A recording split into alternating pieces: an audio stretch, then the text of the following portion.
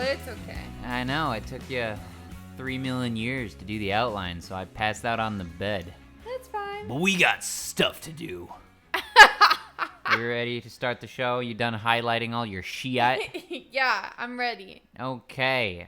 Hello and welcome to the Strive Nation podcast, the podcast where we talk about the monotony of daily life. But that's okay, because sometimes that's exactly what you need in this crazy world. My name is Cory Estreen, and I'm joined, as always, with my favorite co-host in the world, Taylor Huff. How are you doing tonight, Taylor? I'm doing good.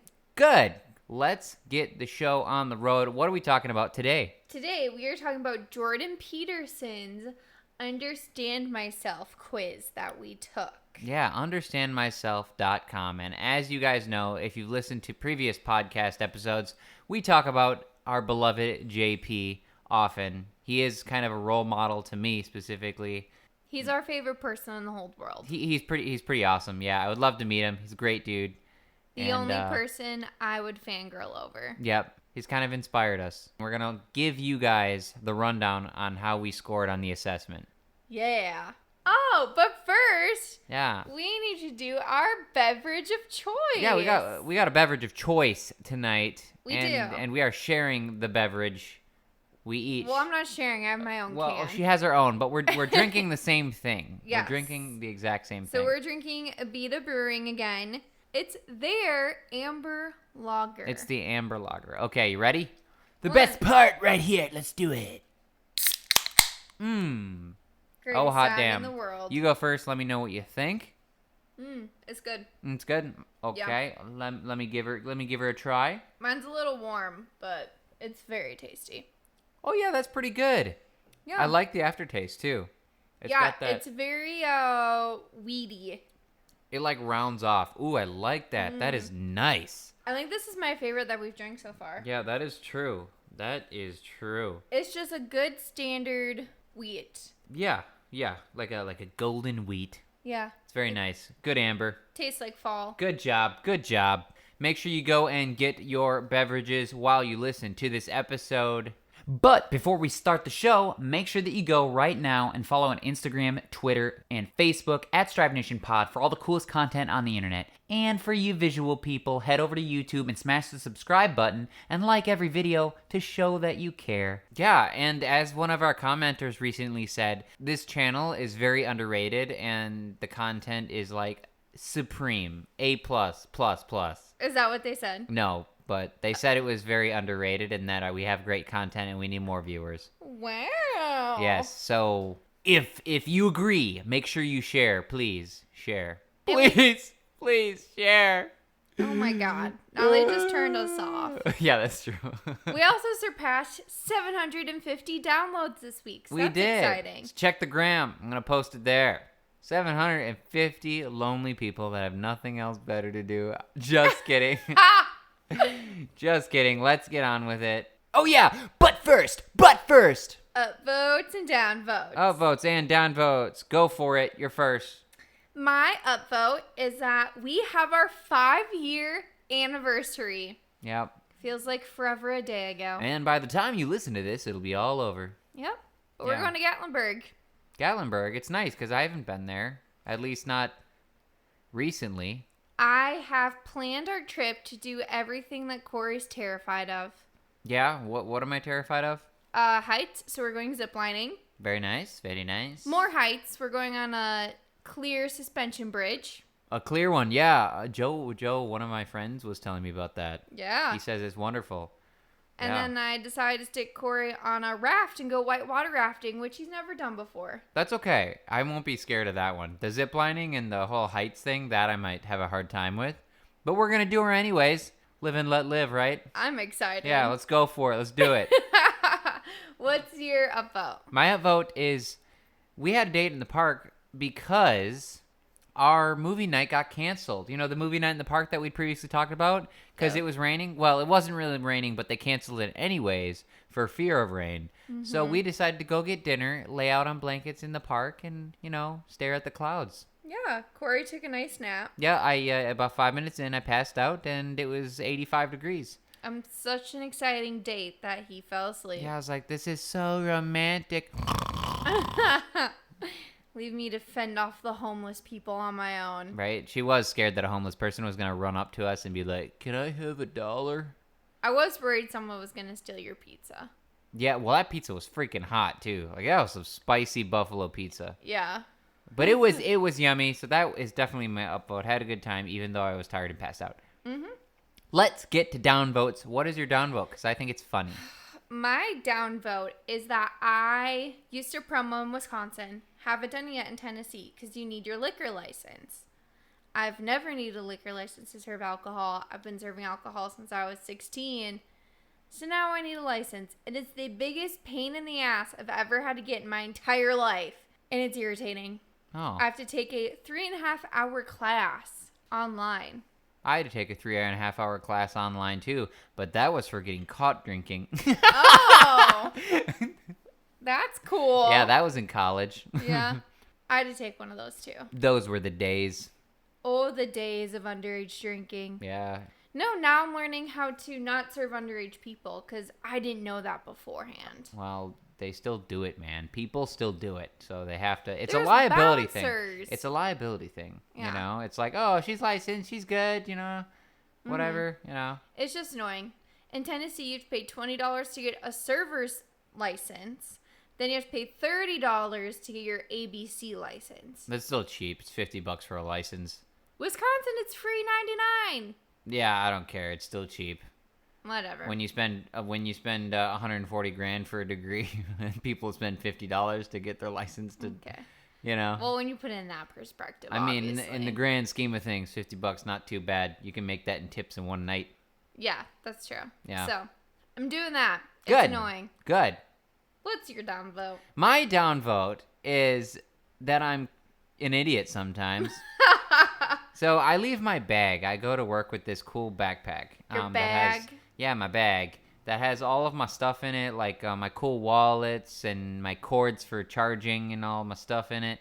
And it also has a little container of Advil for my headaches, because I do get random like headaches and they're pretty rough on me. So I keep a little thing of Advil. Mm-hmm. Well, it was Advil liquid gels, and I left it in my car, and my car gets like 85, 95 degrees in there.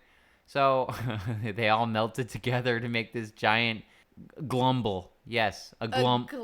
A A glumble. It's a glob and a bundle. Ooh. And it looked like have you ever seen what is that one movie with Robin Williams, Flubber? That's what it looked like. It looked like a giant flubber thing that was all melted together.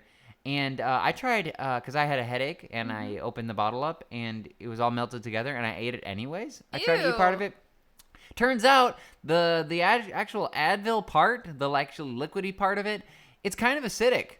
So it burned. And I don't even know if it helped my headache, but it was probably pretty dangerous. So advice to y'all, don't eat melted Advil to help with headaches. But that's my downvote. That was a good $13.99 down the toilet. Well, that's your fault. On to the main topic for today. Yes, sir. And we're going to be talking about Jordan Peterson's UnderstandMyself.com quiz. The focus, the assessment is on the big 5 personality characteristics that basically all of the reputable psychologists and therapists delve into when psychoanalyzing someone, I would say. Cool. So Taylor and I decided to take this. Yes. Because what else do you do on a Saturday night? Yeah, because, well, and the funny thing is we took it and we were so ingrained in it and interested in it. We must have sat here reading for how many hours? 2-3 hours? Oh, at least 3 hours. Like, the test is actually really, really in-depth. And I thought it was like really, really fun, personally. Yeah, I loved seeing the results, only because it was like someone had been staring into our apartment watching us for the past 5 years. That's true. It was kind of creepy how accurate some of these tests are. I know. Extremely accurate. I know a lot of people are probably, and in the psychology world, collegiate world, they know about the Myers-Briggs one. That's probably the most famous one. Enneagram's pretty famous too. Which one? Enneagram. Oh, I haven't heard of that. Are you kidding? Have you talked to any white girl in the past 5 years? Well, no. Well, not about that, I guess. No. It's really popular. It's a test that you take, and then your Enneagram, like 1 through 9, I believe. And when you take this test, it tells you which Enneagram number you are. Interesting. Is it accurate or not really? I haven't taken it. You have to pay to take it from what I've seen. Maybe I'll take that one and I'll compare it to this one. Okay, yeah, do that. I don't even know if the Myers-Briggs ones you have to pay for, but the JP understandmyself.com quiz, we did have to pay for it. It was only like $9.95 per $10 per test, and you can only take it once. So the idea behind the test is you get in a calm situation in which you're very level-headed and not like emotionally charged or anything. You want to be making the best decisions possible because you can only take it once, and that's pretty much it, unless you want to, like, of course, like make a new account and try again or something. Make a new name. But then that defeats the purpose. It kind of defeats the purpose because you want a true assessment of yourself, right? You don't want to lie. You want to be honest about all of the choices that you make. Yeah. So what is the understandmyself.com assessment? How does it work? You answer 100 questions. And it's from highly disagree, highly scale like 1 through 5.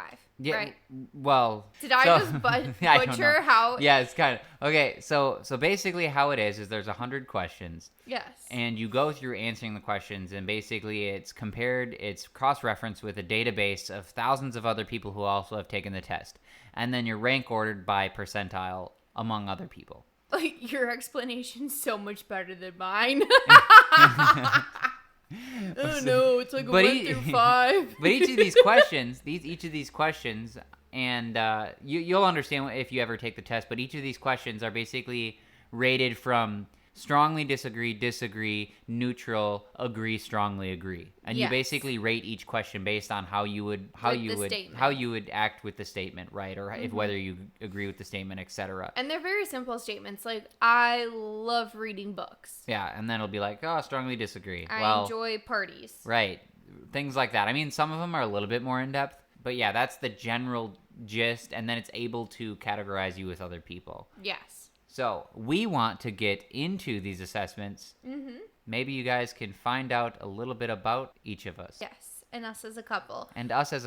So what I think is really unique about this specific test is once you've completed it and you know another person that's completed it, you can link your test scores together and it shows you how you interact as your personalities as a couple. Right. So couples can take the test, which is really beneficial because it turns out that a lot of the answers after we go through them with you, it's very, very accurate in how you should be interacting with your significant other, what their love languages are.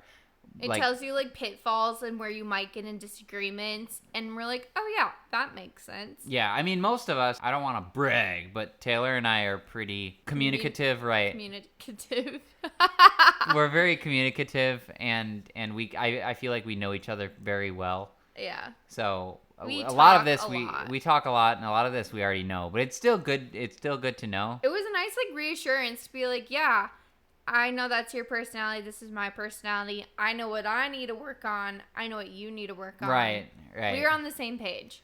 We're never like, what? We're not like, wow, that's crazy. I didn't know that about myself. Yeah. No, right. we're like, this makes sense. Okay. Do you want to talk about the big 5 personality traits themselves? What they are? The big 5 traits are enthusiasm, withdrawal, compassion, industriousness, and openness. And then I'll go into like each one specifically as we go through our test. That way you can hear exactly what it is when we're talking about our results. So first is agreeableness. So agreeableness is how people weigh their own interests against those of others, pay attention to and care about other people's feelings, needs, and desires. Like that's pretty self-explanatory, right? I rated in the 71 percentile. So that means out of 100 people, I would be the 71st person, highest on agreeableness. Cory was the 23rd percentile. Right, meaning that I'm less agreeable than 76 of the other people. So I'm moderately low on the scale. Yes. So if you're someone who is typical, 71% is typical. It's not super high, it's not super low, it's pretty average. In agreeableness, you can sometimes be sensitive, cooperative, trusting, and forgiving, which I think is pretty much me. And then Cory, who is low in agreeableness, makes blunt, skeptical, and honest partners, and they are less swayed by the emotions of other people. Someone that's lower on agreeableness, such as myself, I'm going to be very competitive, colder, less empathetic. It's something I work on, but I can't. Yeah. Men in general are less agreeable than women by a range of 55 to 45. Mm-hmm. So women, just as they're more prone to deal with people and enjoy dealing with people, nurturing of people, yeah, right, and men are more prone to dealing with things. That is obviously going to come out in women because of their interpersonal interactions with other people. Yeah. So for agreeableness for us as a couple, it says that we'll generally be able to stand up to each other when we disagree, and that we should both put our point forward and listen well enough so that negotiating with each other won't be too much of a problem. We likely take turns leading and following, although I, Taylor, somewhat follow more than I lead, which is pretty accurate. It's pretty accurate. Yeah. We disagree, but we see each other's point of views. We don't disagree that much. I could see it being an issue, for example, it's a good thing that I'm like, I mean, I may lead a little bit more than you, but it's not like I'm excluding you, you know? Yeah, you always take the time to include me, which we'll get into that in one of the other traits too. Right. A lot of the traits, they cross-reference to each other based on whether you're high or low in some of these traits. It does a really good job of explaining it. Yeah, it comes full circle. Right. And then I liked this part. So it says, if and when you have children, your partner will tend toward harshness and discipline, which would be Cory, because he's low in agreeableness. I would be reasonably firm, but also appropriately caring. In other words, we'll tend to have an authoritative parenting style, which is characterized by setting reasonable demands and being responsive to the needs and wishes of our children. Cool. I think that's pretty... Not that we're having children, but that's interesting. Not that we're having children, but I see us 100% acting like that if we had children. Oh, 100%. It, like, highlights different parenting styles, too. Like, women are more of understanding if a child, like, I don't know, if a child... More nurturing. More nurturing, and then the men is always having the child face, like, obstacles and consequences as a way to build them up. You know, like, oh, pick yourself back up. Yeah. You know, where the mom's always there to protect them. So we pretty much... for that one fell in line with our genders. Pretty much, we followed our genders for that one. The next one is compassion. So compassion is a measure of person's orientation towards the interests and needs of others as opposed to their own interests and needs. So for compassion, I was 91%. Yeah, that's really high. Super high. So it means that I'm very oriented towards the problems of other people and other living things. And then Cory was in the 16th percentile. Considerably low. Very low. I wasn't going to say it like that, but... Yeah, I mean, I'm less swayed by cuteness. Yeah, so it says that you are low in compassion. You're not primarily oriented towards the problems of other people and other living things. Yeah, it's a kind of a selfish attribute. I'm very concerned about my own well-being in the face of others. Yeah, not good traits, guys. I'm going to be honest with you. Well, it also says that you're unlikely to harbor feelings or resentment or hidden anger. Right. Because you're upfront about Because everything. I'm upfront about everything. Yeah. Right. That's good. So I don't think that's bad. Yeah, so all of these also are under the agreeableness dimension of the big 5 personality traits. So yeah, this is all of these subcategories relate to still agreeableness. Mm-hmm. The one other part I saw about us being a couple... it says that we balance each other out well because people will come to me for a kind, sympathetic ear, and then they'll go to my partner, Cory, for the cold, hard truth, which is 100% what everyone does. Yeah, yeah, right. Everyone comes to us, and I'm like, oh, well, I don't know. I understand where they're coming from, where you're coming from, and then Cory's like, no. Nah, bro.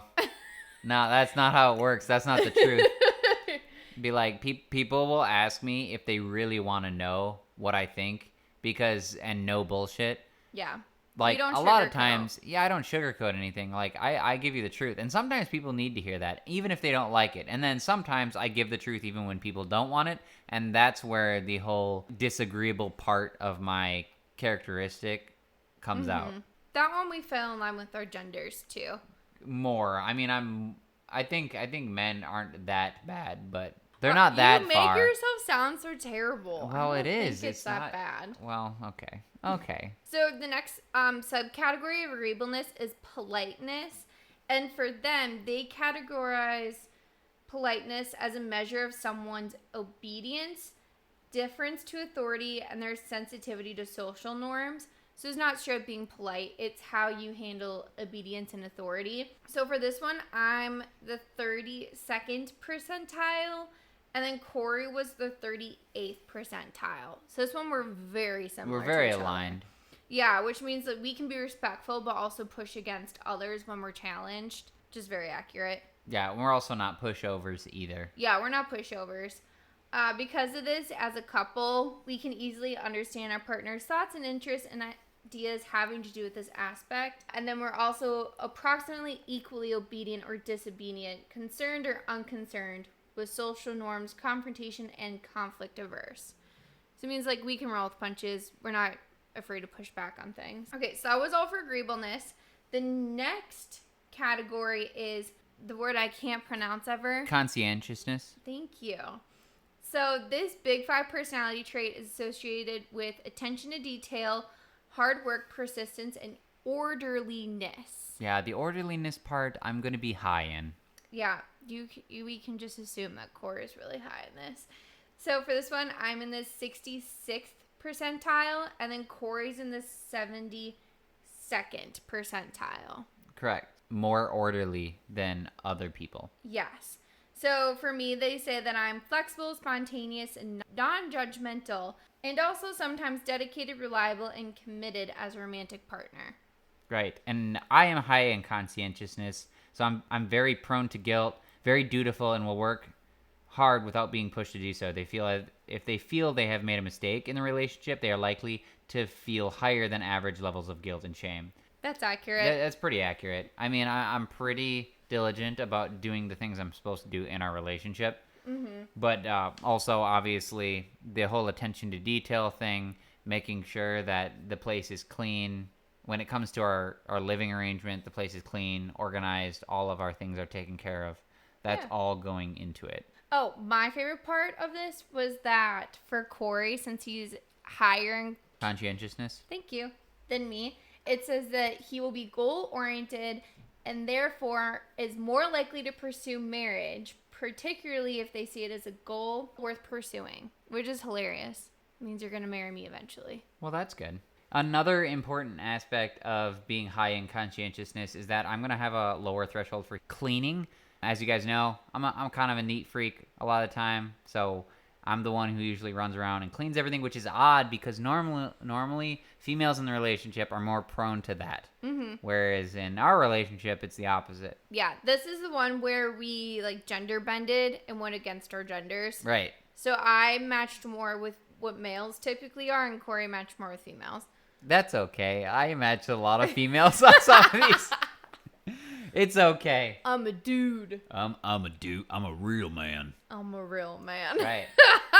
So our virtues and faults as a couple under conscientiousness. The good thing is one of our virtues for being opposites for the word I can't say is that we're going to have a low likelihood of divorce, and then it also predicts marriage stability. Yeah, we're going to be married forever. Yeah, you're stuck with me, bro. Yeah, that's okay. That's okay.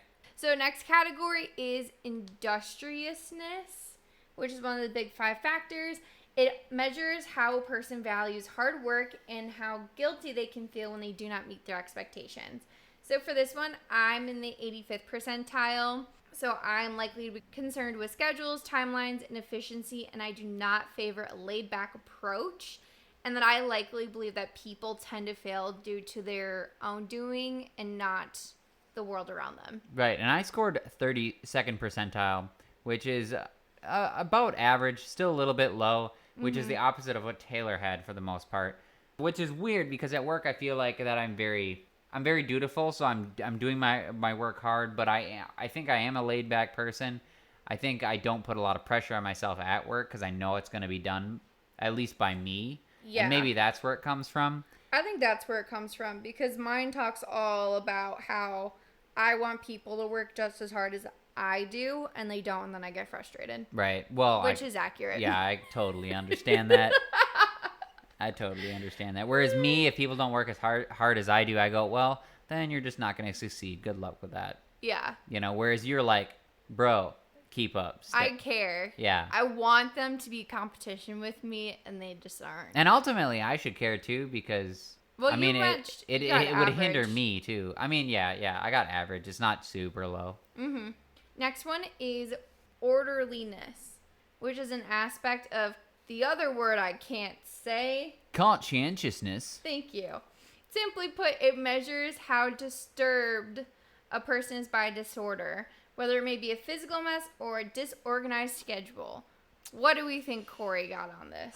We think Cory got a 93rd percentile. I am more orderly than 93 out of 100 people. Yes, you hate mess, you hate chaos. I hate mess and hate chaos, and that is why everything is always in its place.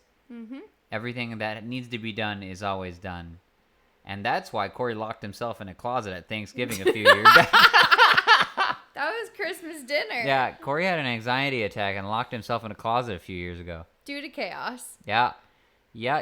What did you get? I got a 36 percentile, which means I am not disturbed by mess or chaos. Doesn't matter to me. It balances out because as a couple, I clean up after her messes and she makes food. So, yeah. And I make the messes Yeah. for him to clean. Yeah, she makes the messes for me to clean. Yes. I love how it talks about, because I'm a 36 percentile, I'm cool with the house being clean, like tidy. I'm good with tidy versus Cory needs clean perfection. Yeah, I'm not even going to disagree with that. Yeah, there's no disagreeing with it. The next one is Extroversion? all these hard words. Extroversion, which is associated with positive emotion and enthusiastic, assertive approach to the world. So people who have a lot of joy and excitement, not specifically being an extrovert, but being very bubbly, positive personality. Right. This one, I was a 93rd percentile, and Cory was the 94th. So we are in the top 5th percent of all people in extroversion. And most people think extroversion is, oh, you're an extrovert. You like being in front of people. No, that's not what it is in this. It's more associated with optimism and enthusiasm. Mm-hmm. Being very talkative is one. And you're right. So in social situations, it doesn't mean that you have to go out of your way to be in front of people. There's parts of it that are like that, but it's more about the enthusiasm and optimism. Mm-hmm. And we're both very, very enthusiastic and optimistic people. We tend to have a good time at pretty much everything we do. Yeah. We like to talk a lot. Says that we like to keep each other laughing a lot. One of us spends a lot of time planning parties and other social events, which is obviously me. Party planner, crazy lady over here. Yeah, we each take different roles in our extroversion in the relationship. Mm-hmm. My least favorite part of this whole quiz was our downfall of both of us being extroverts. Is that we're unreasonably optimistic about the future, and that we are prone to drug, alcohol use, and impulsive overspending. Well, the impulsive overspending is a truism that we do. That one is our biggest flaw. The drugs and alcohol, not a problem. No. The overspending, a problem. Yes. That was the biggest takeaway, was we're both have high in extroversion. So we're like, oh, it's fine. It'll all work out. We have enthusiasm next, which is a measure of a person's motivation to affiliate with other people, and then their tendency to show positive emotion, whether they seek stimulation or excitement. So I hit 94th percentile in that. Super high. Which is, again, super high under the extroversion category. And then I was 79th%. So both very high still. Yeah, and that goes very much with the extroversion. We're very excitable. We would talk rapidly. We want to be around other people. We're positive and optimistic. So the good thing about us both being higher is that we relatively keep little private, and that we tend to share a lot of our details with our friends and family. And we always seek excitement. Yeah, details. Can't keep any secrets. No secrets with us. No, there's not. If you tell one of us, we both know. Yep, it's over. Absolutely everything. It's all downhill from here. The next category is assertiveness. This is the measure of a person's motivation to put their ideas forward, influence others, and achieve social status. I'm in the 95th percentile. And I'm the 88th percentile. So Yes. again, both very aligned, very close, both very high. Yes, we want to dominate and control social situations, which is 100% me. If I'm not in control of the social situation, I'm very antsy. Yeah, which goes perfectly along with your resting bitch face. Hey! It's true, because it also says I'm take charge type. Yeah, and it's okay though. And see, she has a resting bitch face, and I'm a low compassionate dick. So basically, in order for us to have friends, people have to see through that. People have to really People like have us. to see through the scrim of shit. I'm just kidding. No, we're not that bad. We're lovely people. Yay. It says that we are great leaders, though.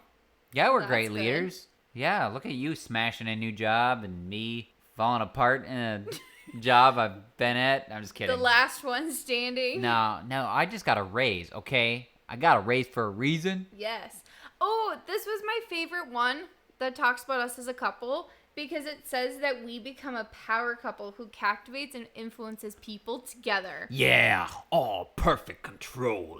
I wasn't going to go around it like that. Oh, okay. I was going to be like, everyone likes to be around us. Oh, But well, everyone does okay. like to be around us, unless, of course, I'm a dick and they can get past your face. But yeah, I'm just kidding.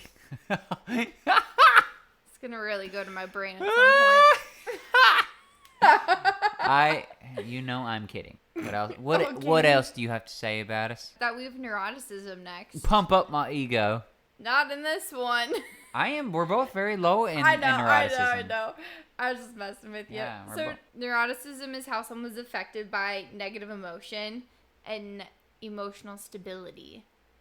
Yes, both of us are not really affected by it. At all. I'm the 2nd percentile. Literally, one other person out of 100 is less neurotic than Taylor. She does not give a shit. I'm very emotionally stable. Yeah. Besides when I'm on my period, but Yeah, I'm emotionally stable unless you cause a mess in my apartment. Then I go all ape shit on your ass. It's scorched earth, motherfuckers. oh my god. I'm just What kidding. percentile I am are you? 11th percentile, so super low. Yeah, super low. Negative emotions don't get to you. Yeah, negative emotions don't get to me. I'm very under control of my emotions as well. Yeah. Which was nice since we're both low in it. As a couple, it says that we're super calm, relaxed, we have easygoing lives together, which is true. We don't get in fights. We don't get upset about things. Yeah, we've gotten in 2 fights ever. Couples who have really low neuroticism also have higher levels of relationship satisfaction and that we don't struggle with jealousy. Yeah, we don't. Nope. There's been one time and that's it. One time with jealousy? Yeah. Oh, you mean your friend that I didn't like? Because you were all up on that? I'm just kidding. All up on that a hug. Yeah, that was a hug. Oh, I haven't seen you in forever. Let me just grab you and everything. Yeah. Okay then.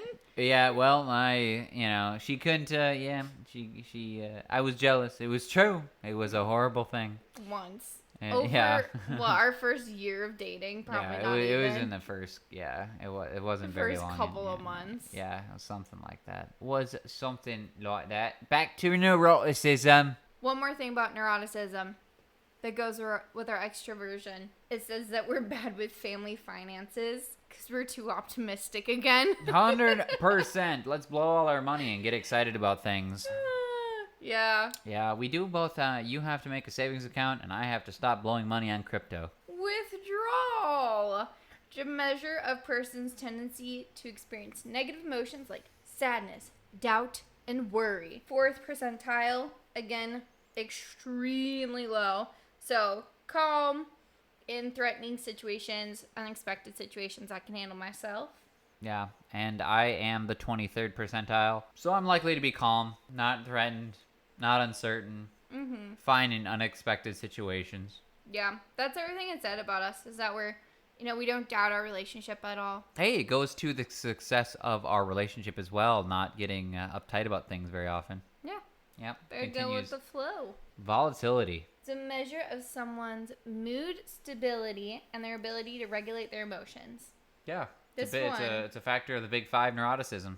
Yep. This one I'm scary low again. Yep, she's a second. So again, out of 100 people, there is only one person less neurotic or less volatile than she is. And I am 7th. Basically, I don't show emotion. Basically, she's dead inside, and that goes along with the resting bitch face. I'm just kidding. Hey, that would make sense, Yeah. actually, because I don't show emotion on my face. No, it's not like that. It's not like that. It says that I'm very unlikely to show my emotions. We're less likely to feel frustration, pain, loneliness than the average person. We will be less likely to be irritable, to take things out on others, including our partners. Mm-hmm. So we don't take things out on each other, which is good. Yeah. For the couple, it says we're extremely emotionally stable. Yeah. Which makes sense. And that's good because it makes so much sense to me because we never fight. We never have arguments. No. We're very open and communicative because of our extroversion.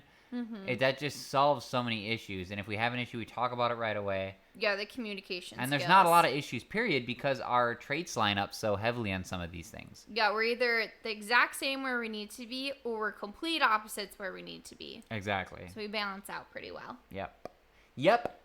And finally, out of withdrawal and neuroticism, we don't want any of that. There are other traits that are better, and that is openness to experience on the big five. Yes. So this one is someone's interest in novelty art, literature, abstract thinking, and their sensitivity to emotions and beauty. Very nice. Very nice. Artsy fartsy. We're theater majors, so obviously we're high in this.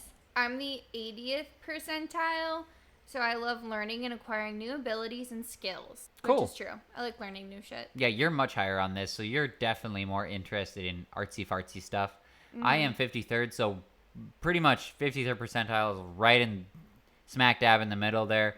I've got to be very passionate about the thing to stay connected or interested. I'll participate, but I won't go out of my way. I won't seek things out. Yeah. It talks about you being more interested in practical, concrete, and conventional activities, which is for sure. Oh, 100%. Like, 100%. Versus I seek out performances and dance and all that. Yeah, like I would rather go running than sit in the living room listening to a record or something. Like things hands-on where I can be active in things or more practical things. I'm definitely more interested in that. Yeah. We got to talk about us having kids that we're not having. Oh, okay, good. Yeah. So it says that you, Cory, will have a balanced approach to tradition and novelty versus I'll be more likely to expose our children to new ideas, arts, and experiences. Very nice. Which makes sense. Yeah. I see that with us. Yeah, I think so. We are almost down to the end, guys. Oh my gosh. This one I like. Intellect. Yeah. So I'm freaking low on intellect, guys. I'm a dumbass. I'm just kidding. No, you're not. I'm just kidding. It doesn't mean low in intelligence. That is not what intellect means. So they describe intellect as someone's interest in ideas and abstract concepts. Yeah. So I have apparently relatively low interest in philosophical discussion and ideas, which I don't necessarily agree with. Completely. Right, because some of the deepest conversations I have are about these ideas. So I'm not sure I necessarily really agree with that portion of it. Taylor is very high. Yeah, I'm the 82nd percentile. So I like understanding new ideas and situations, which that I find pretty true. And she likes problem solving, which is an aspect of it. I like problem solving. Yeah. And I like reading a lot. For intellect as a couple, this one just talks mostly about career. It says that Cory will succeed in stable, straightforward, and traditional occupations, versus I'm more likely to succeed in complex, creative, and rapidly changing jobs, which I feel like I'm in sales. Yeah, you're a very adaptable person. Yeah, and I like quick changing jobs. I get bored very easily in my position if I don't have something new to learn, if I don't have a new goal. The last category of the openness to experience trait is openness itself. I am ranked very high, 80th percentile, and Taylor is ranked 69th. So still above average. But basically, The closest synonym for the aspect of openness is creativity. People who score higher in the aspect of openness are creative, artistic, imaginative, and reflective. And they like to daydream. And they find beauty very important. Daydreaming is your number one thing. My call signal. I daydream more than anyone. Like, Yeah. it can be Cory and I'll be floating off in the clouds. That's just... For sure. It says that you also require an outlet for your creative ability, or you have difficulty thriving, which is super true. Which is, yeah, really true, which is why we made this podcast. I have to be doing many things at one time to feel productive. So that is why we actually started the podcast, is because of that. Mm-hmm. And I've started doing many different hobbies in my life to feel productive. But because of my orderliness, I have perfectionism that I struggle to keep doing them because I feel like whatever I do has to be perfect, and it never will because we're human. Yeah. So that is why I jump from one thing to the next. But the podcast, it's a creative outlet that we both enjoy, so we keep doing it, and I hope you enjoy it. Yeah. That is the end of the Jordan Peterson, understandmyself.com, the Big 5 personality assessment. Yes, sir. I hope you enjoyed it. I strongly recommend that you take it. Strongly. I think everyone should take this, and if you have a significant other, this is like number one criteria that you guys should take together. Yeah, 100%. Like, and then just sit and read through the whole thing, because there is so much. I mean, we didn't go through. We just skimmed just for you guys here, and that took 50 minutes. But definitely go through understandmyself.com, pay the $9.95, do the test, and yeah, you'll be surprised at what you find out. Before we leave you guys, remember we have bi-weekly show uploads on Wednesdays. Our next episode is going to be September 15th. September already. That will be our monthly scoop. Also, check out our affiliate link for Instacart. You can order your groceries for delivery through their app. They will text you if they're out of your product and offer suggestions. They will also not give you shitty produce, which other people do. I'm not going to say name. Hey guys, thank you so much for listening to this week's episode of the Strive Nation podcast with your hosts, Cory, Estreen, and Taylor Huff. Make sure you follow us on all social media platforms at Strive Nation Pod on Twitter, Facebook, Instagram, and YouTube. Join us for our next episode in 2 weeks. And remember, when the world is upside down, Strive Nation is right side up for you guys. Have a good one.